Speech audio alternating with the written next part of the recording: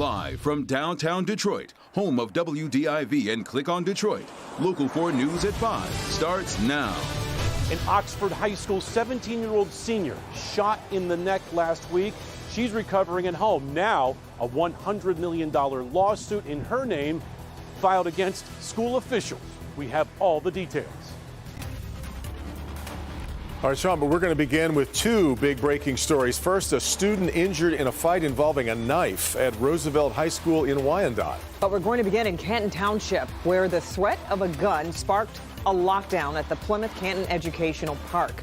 The massive complex has 3 high schools with 6,200 students. And all of them were put on lockdown as police rushed to search for that reported gun. Mara McDonald live there tonight. Mara, they hadn't been when I left the newsroom. Have they since been allowed to leave, the students? No, Devin, in that whole dismissal process is going to be a methodical thing that's going to take a while because this campus is so large. We have just been given an update on the lockdown situation here by the Canton Township Police Department. And here is the latest. No injuries, no weapon recovered, and no shots fired. They briefed us just moments ago. Take a listen. Right now, there's no weapon recovered.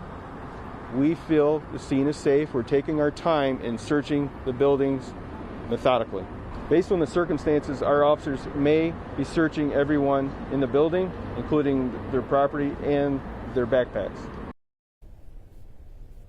Back here live. So the school district sent out an email blast to parents shortly before dismissal this afternoon saying that the school was in lockdown about a potential threat. If you take a look around the campus, you see nothing but cars and parents who have been out here essentially for going on 3 hours. They have been in regular contact with their children inside the building. And I will tell you, the stress level out here has tamped down considerably over the last hour as the kids tell their parents that yes, they've got teams of officers going room to room in the school, but so far they've recovered nothing. Take a listen.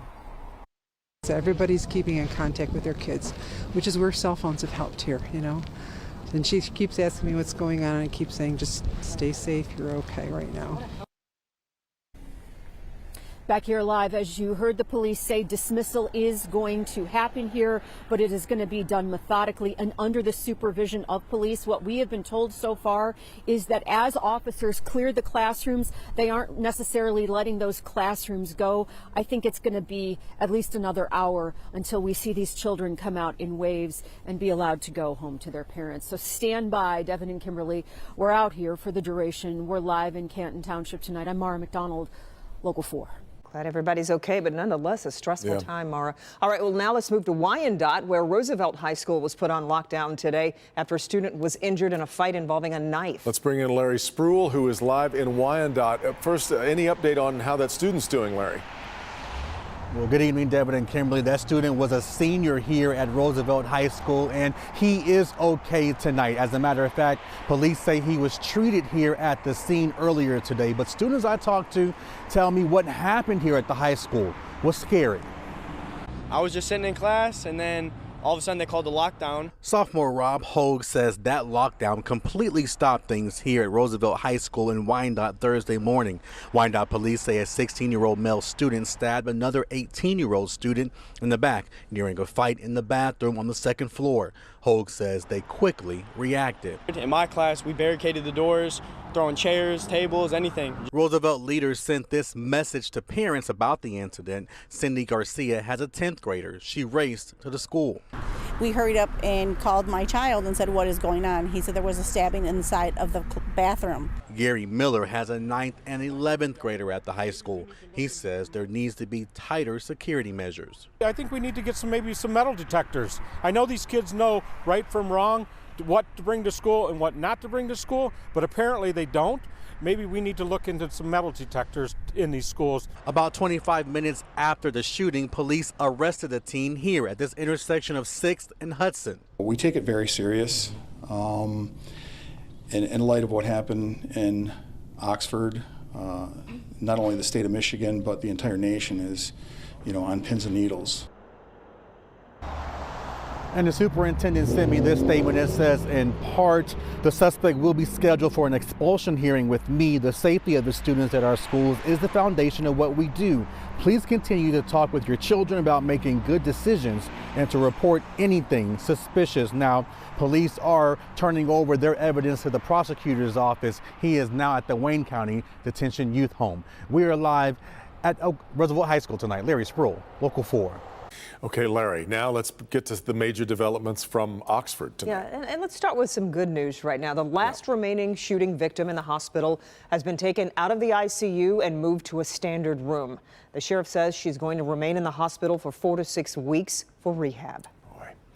Meantime, cell phones and tablets belonging to the artist who may have harbored the Crumbleys are being examined, though that is expected to take up to 10 days to complete.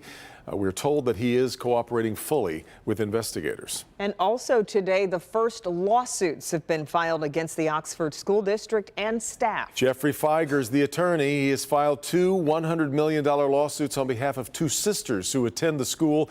We bring in defender Sean Lay. Sean, Feiger says it's simple. The shooting should have been prevented.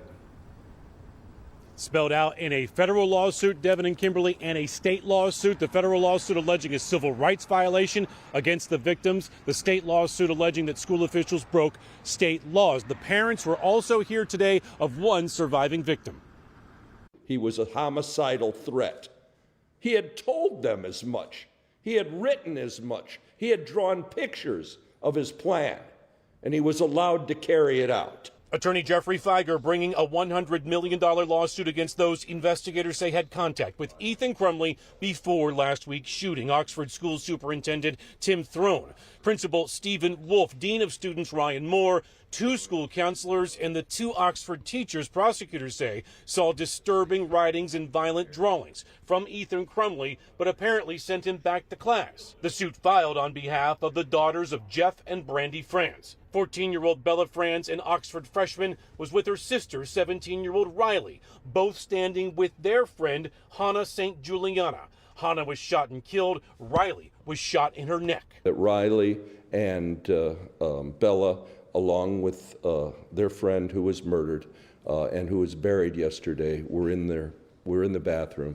They exited the bathroom and they were shot down. Feiger was emotional at times, saying school officials failed to act, failed to protect the victims. He does not expect them to face criminal charges. His federal and state suit designed to hold school officials accountable. But there's 4 that will never, as you know, go home. And there'll be another visitation tonight and another funeral tomorrow.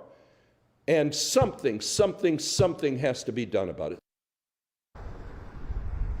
Back here live in Southfield, very important to point out that we reached out several times today to the Oxford School District, the superintendent, and the attorney for Oxford Schools to get the reaction to this $100 million lawsuit, both filed today.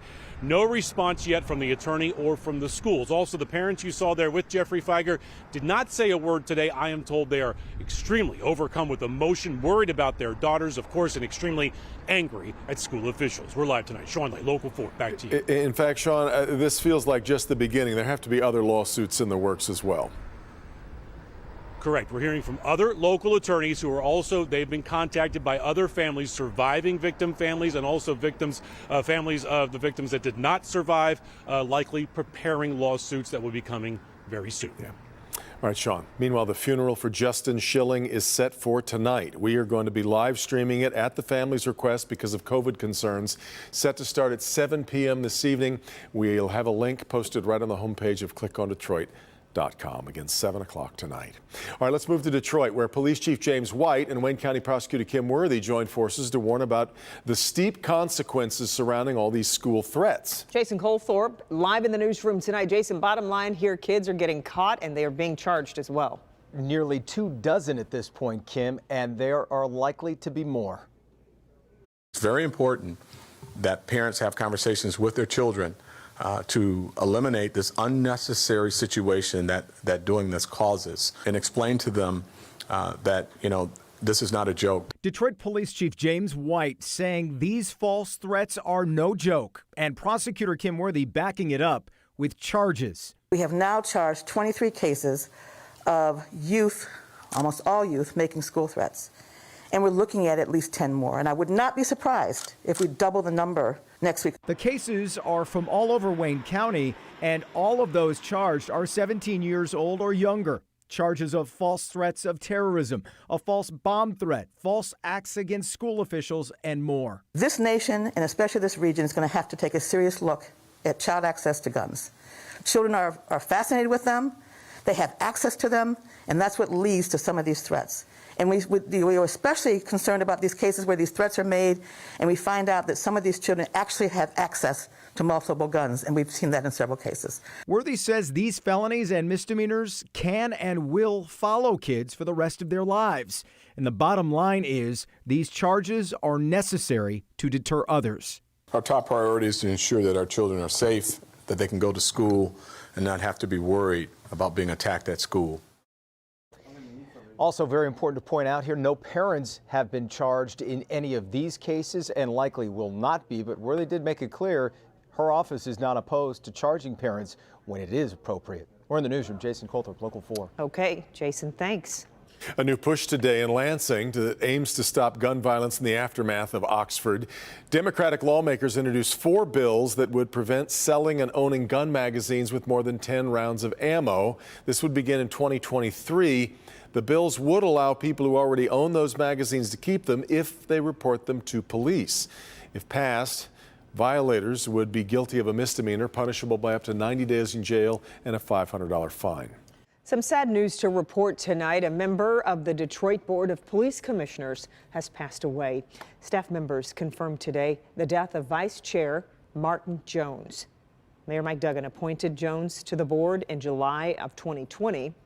As a community activist, Jones was an organizer of Detroit 300, which is a crime prevention community action group. So far, no details have been released on a cause of death. All right, there's much more ahead on this Thursday. Let's check in with Hank Winchester. Postal problems again. I'm hearing from so many people in one suburban community. I'm Hank Winchester. Help me, Hank. We're going to show you what you can do to solve the problem in your own neighborhood.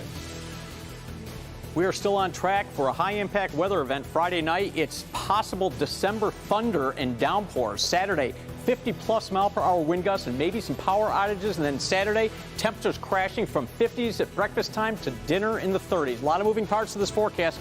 I'll have it for you straight ahead. All right, Paul, but first, our friend Mitch Albom putting in more than a day's full day's work today, all for a great cause. We're going to check in with him as he hosts the annual Say Detroit Radiothon, and that is next.